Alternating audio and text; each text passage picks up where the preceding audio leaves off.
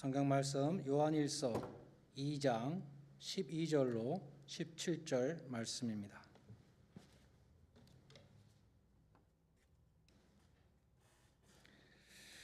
자녀들아, 내가 너희에게 쓰는 것은 너희 죄가 그의 이름으로 말미암아 사함을 받았으며, 아비들아, 내가 너희에게 쓰는 것은 너희가 태초부터 계신 이를 알았으며, 청년들아, 내가 너희에게 쓰는 것은 너희가 악한 자를 이겼음이라.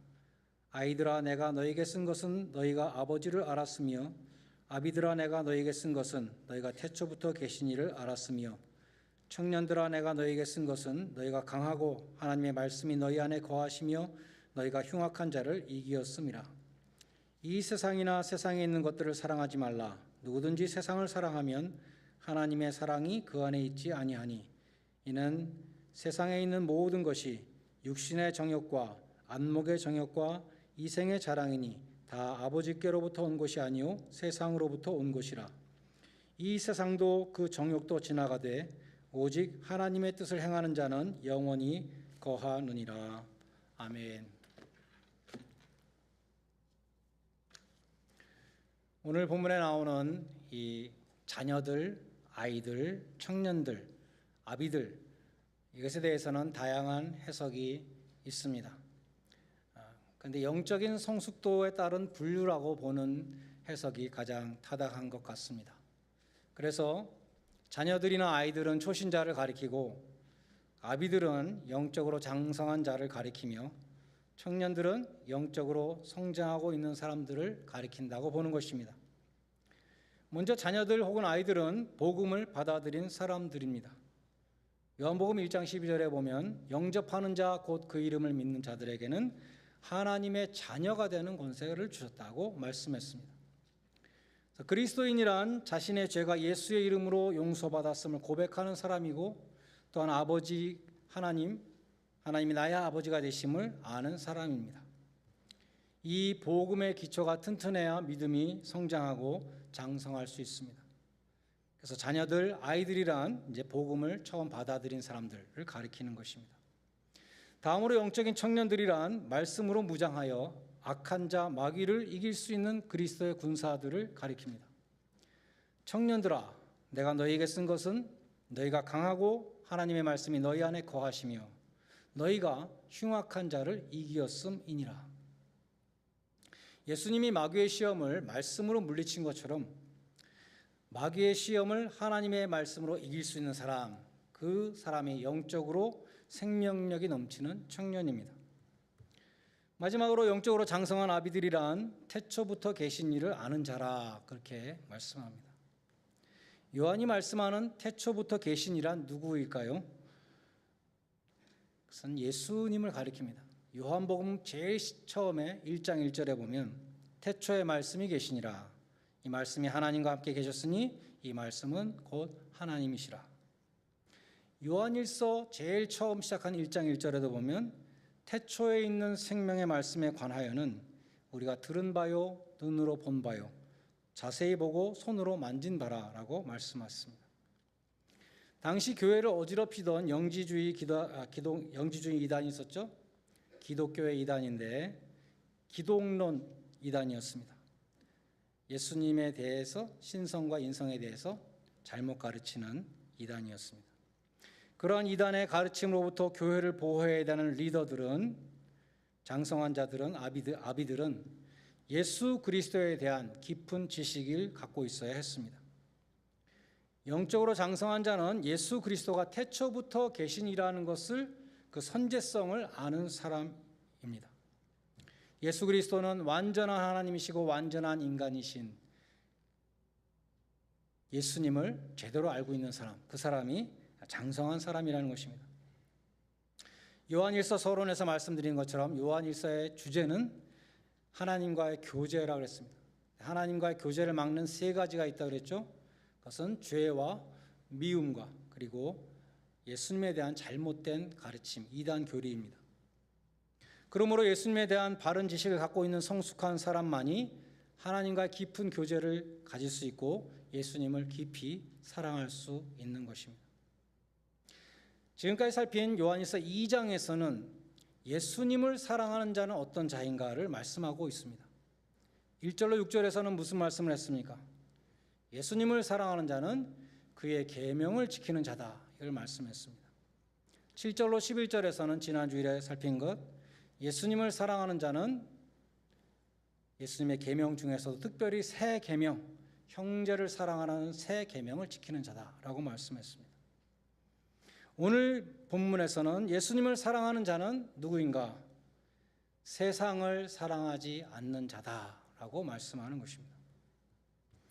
여기서 말씀하는 세상이 무엇을 가리키는가에 대해서 많은 오해가 있었습니다. 여러분도 지금 오해하고 있을지 모르겠습니다. 어떤 사람은 세상이라는 말을 너무 확대해서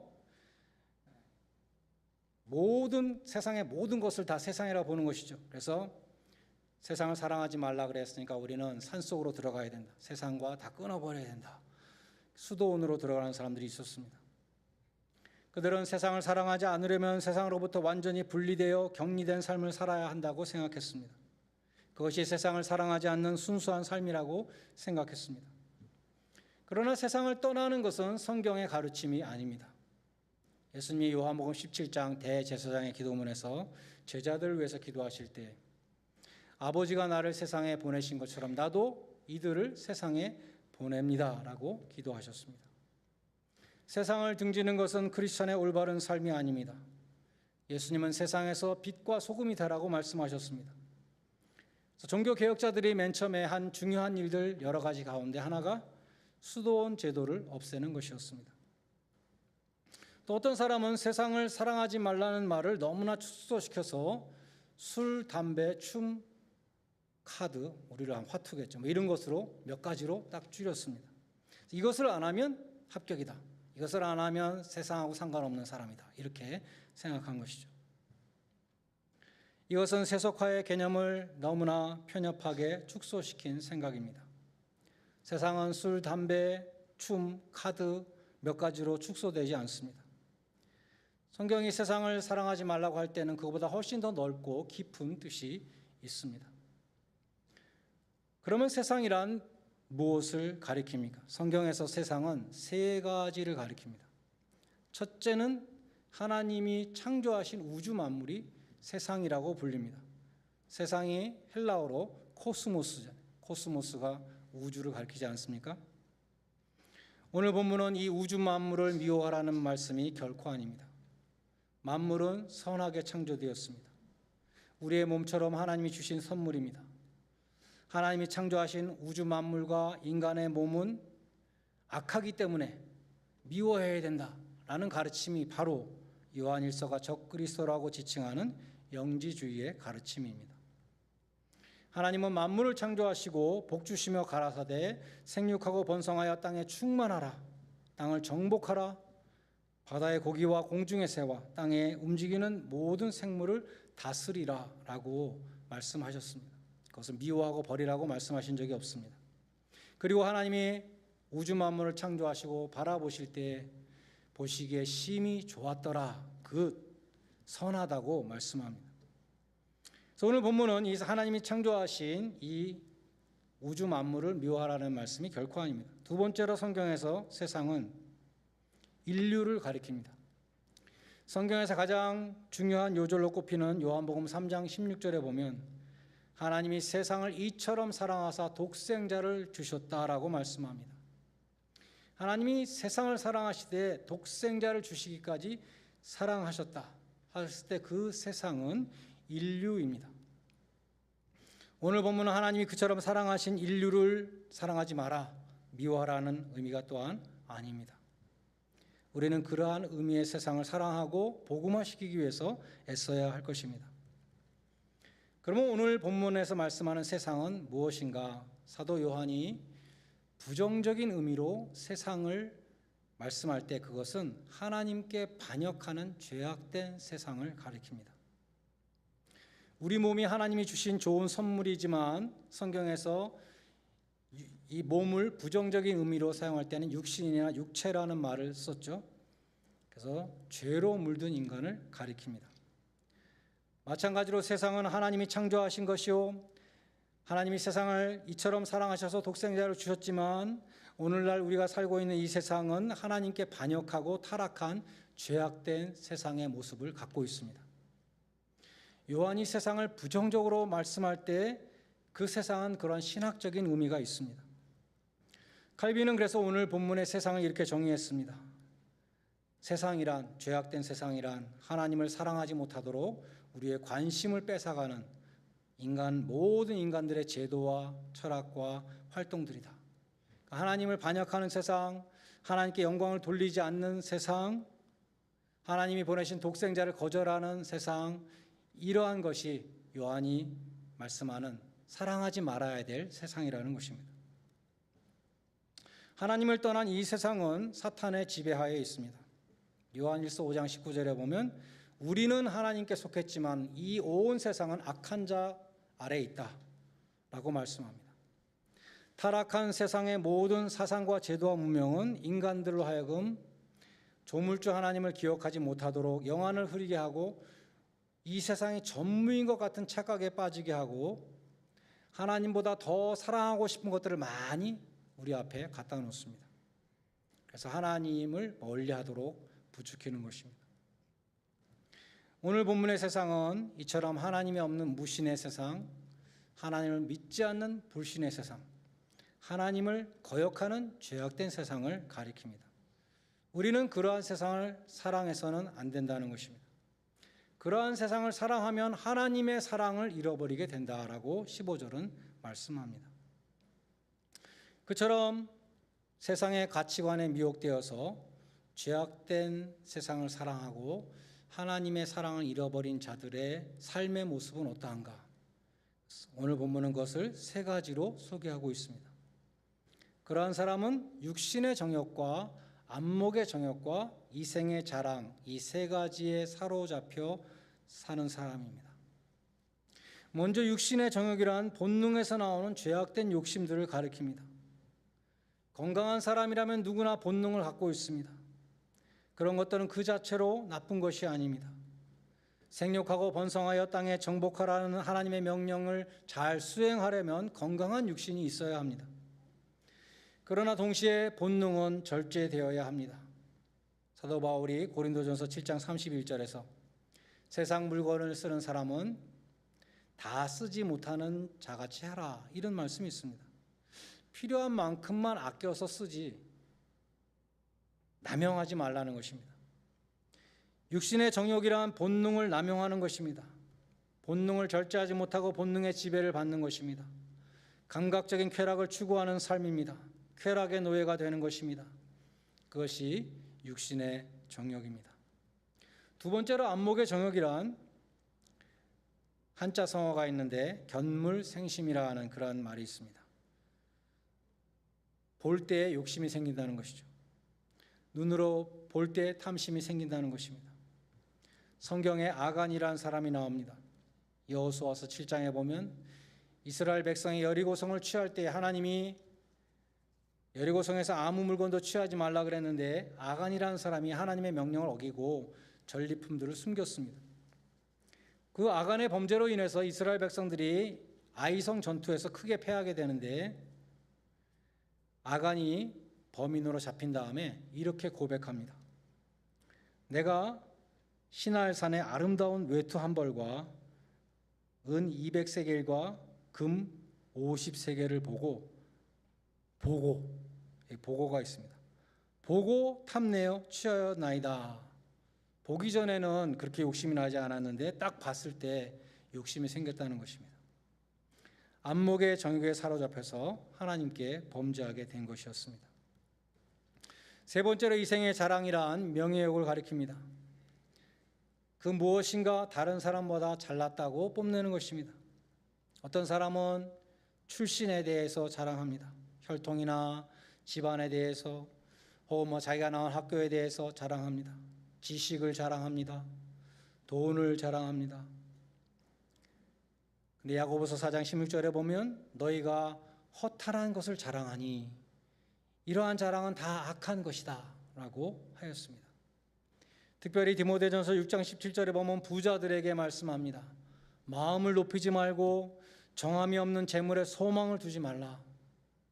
오늘 본문 17절에도 말씀하기를 이 세상도 그 정욕도 다 지나간다.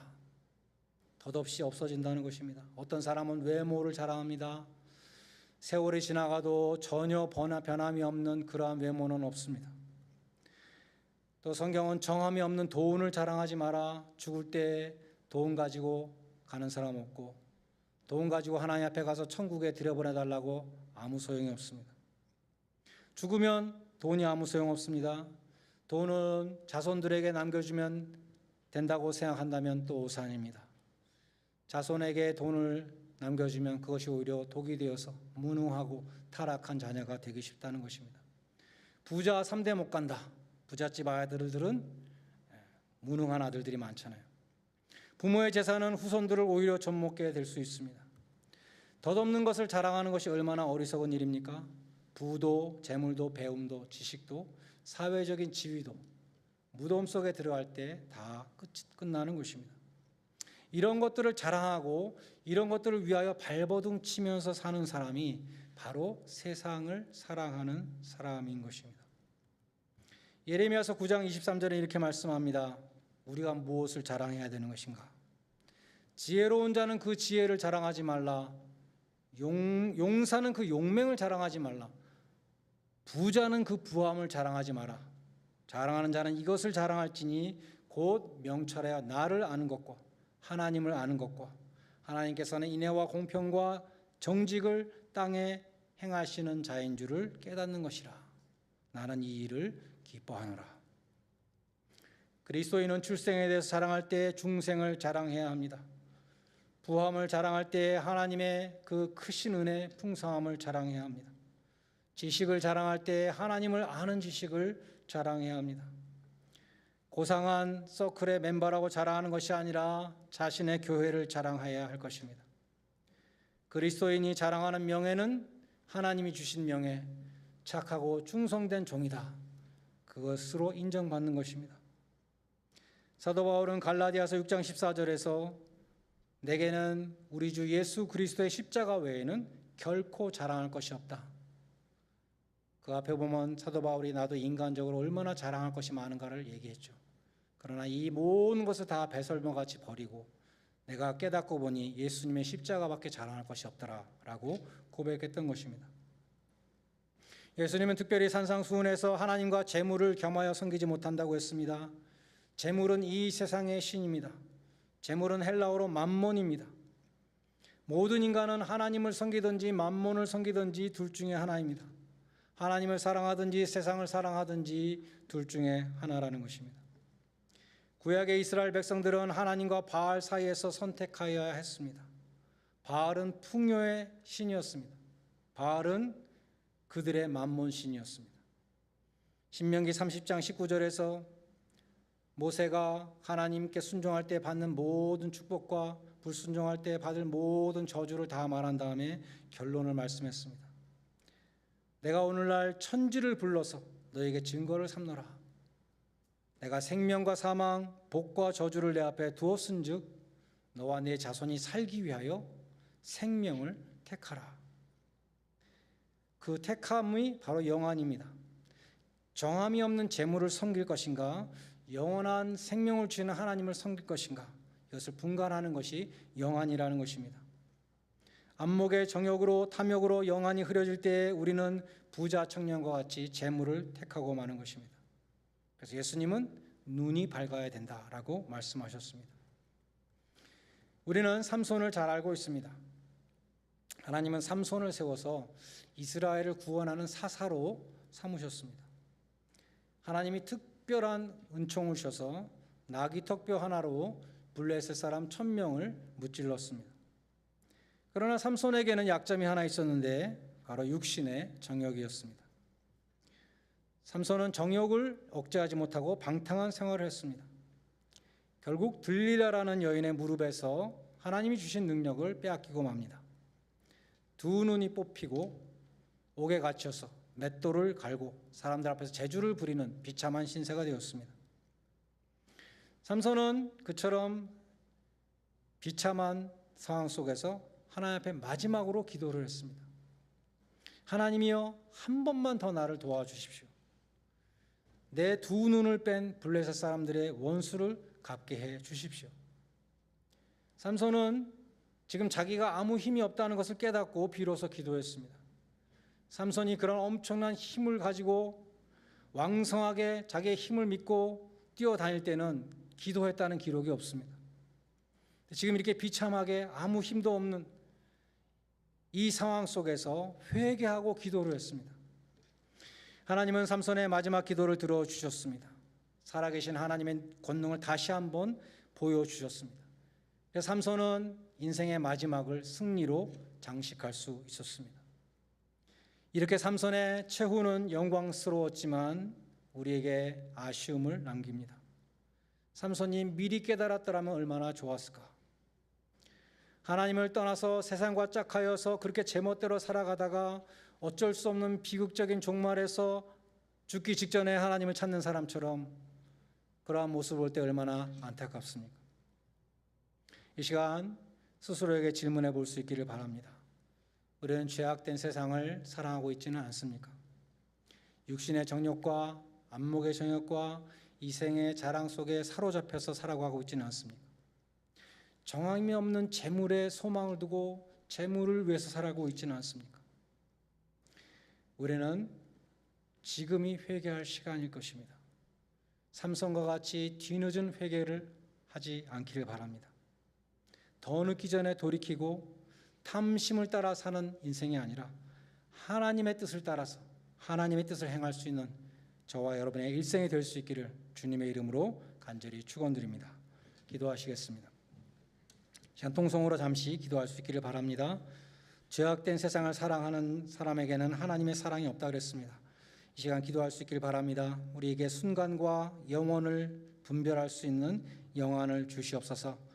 육신의 정욕과 안목의 정욕과 이생의 자랑 가운데 사로잡혀 사는 것이 아니라 마음과 뜻과 정성을 다하여 생명을 다하여 주님을 사랑하게 하시고 영원한 천국을 소망하게 하여 주시옵소서. 하나님보다 저희 연약한 자들에게는 죄악된 이 세상을 이길 수 있는 힘이 없습니다.